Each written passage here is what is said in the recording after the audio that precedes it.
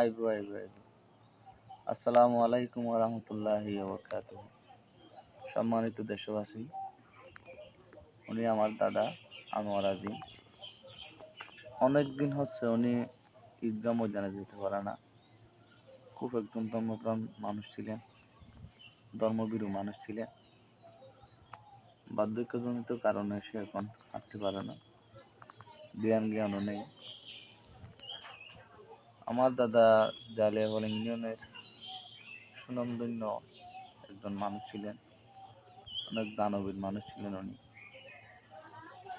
ওনার গত জীবনে উনি অনেকজনকে বিবাহ শাদী করাইছেন। আল্লাহ সেই জন্য হয়তো ওনাকে কোনো বাঁচিয়ে রেখেছে, মানুষের অনেক ভালোবাসা ছিল উনি। তো আমার দাদার পক্ষ থেকে সবাইকে জানাচ্ছি ঈদ উল ফিতরের শুভেচ্ছা, ঈদ মোবারক। আজকে ঈদের দিন, সবাই সুস্থ থাকুন, ভালো থাকুন।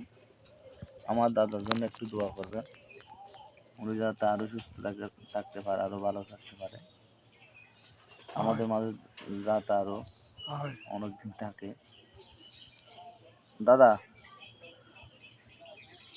মানুষ অনর চাইব, ওই এলাকার মানুষে অনেক একটু চাইব, একটু হন চাই, হতা হন চাই। ও দাদা, কেন আছো এখন? এখন কেন আছো? এখন কেন থাকবে? ভালো আছো না? ভালো আছো না? এখন কুসুক দিরে একটা হালকা পাতলা কুসুক দিরে হালকা বইছে তো এক কুসুক তো ভালো আছি।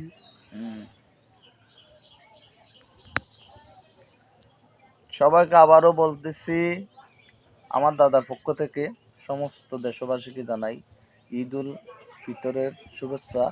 ঈদ মুবারক, ঈদ মুবারক, ঈদ মুবারক। আসসালামু আলাইকুম ওয়া রাহমাতুল্লাহি ওয়া বারাকাতুহু।